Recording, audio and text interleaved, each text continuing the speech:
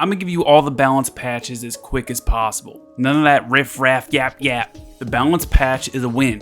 However, there's still 3 issues. Number 1 in any of these patch notes, especially in the balance adjustment patch notes, there is 0 information about a reset event. Whenever there is seasonal balance changes, there is a requirement to be needed 100% a reset event. Devs, please add this tomorrow. You are changing so many things for the greater good, but we had to play evil for the first 2 months, so give us a reset event so we can switch. Number 2, there's nothing about economy with coins or config chips or any of that, so that's probably still going to be an issue for now. Number 3, Ember Trek. There is actually secret stages being added, but there's no other change to it. I have 2 days left because I have been procrastinating because I don't want to walk around every other stage. Please get rid of the walk around stages. We already have Ember Trek, we have Ethernet Rally, all the manual stuff, right? So every conscious corridor, please get rid of it. Make it just a normal stage, please. Nobody likes these stages. Now that we have all the bad stuff out of the way, let's talk about the wins. Arena Realm PvP loadouts. We're getting them.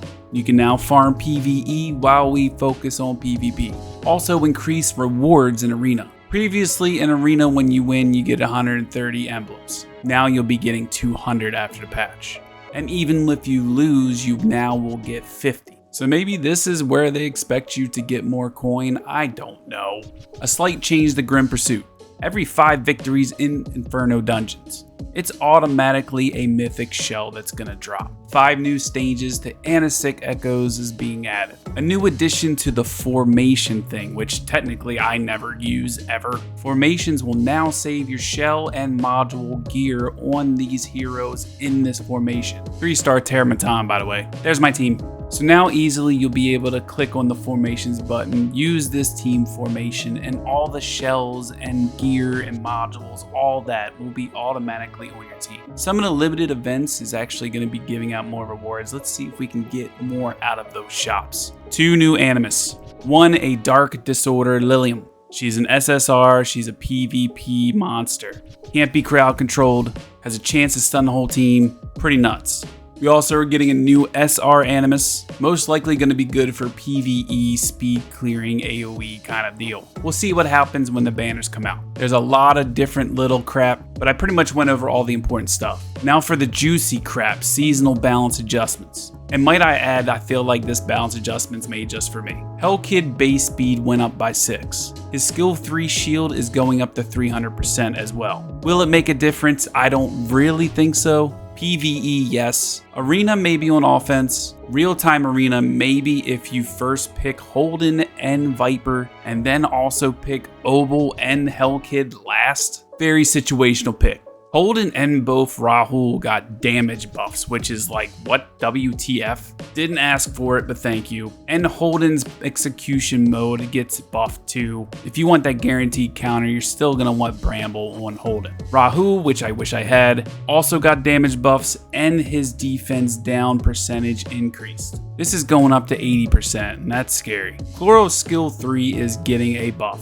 Before, his ultimate needed to go off 4 times to max off his damage. Now it's only going to require 3 times. And the 1 dungeon wonder Rat is getting a damage buff, and the stun is going to 100% on the 3rd skill. Right now it's 75%. She's still amazing for Doki Doki, and she's still a rat. Something I pointed out right when Fuckayug actually came out, but Fuchi actually is getting this effect accuracy change to resistance because there's no reason to put accuracy on her. She doesn't land debuffs. So Fuchi will probably have the right prowess. Now for like SRs and R units, which is my favorite. Oboro's bleed's now going to be 100% of her attack. Maybe she'll be used in Aurora because dots are not bleeds. Bleeds work in Aurora. Our Chad of all Chads, Gray, is getting a damage buff to his skill 3. Chaki's skill 3 AoE will now stack 3 Origami Guardians when maxed out. Fire Rin, probably the biggest underrated win in this whole patch. I've been wanting to build her for so long, but I just had other projects in mind before her and I honestly regret it. Her second skill is getting a boost to the defense that the shield provides, and it's going down to a 3-turn cooldown. She's gonna be nuts. Mark my words. Satomo's getting a buff, but still worthless. Where are you gonna bring them? Inferno terrormaton, maybe? And PvP, like what's the point? Maybe we'll have a use for him in the future somewhere. Marvel's going back to Beta Marvel. His third skill is going back down to 4-turn cooldown when maxed out. Hell, maybe Marvel will actually be used against this new PvP meta that's about to happen.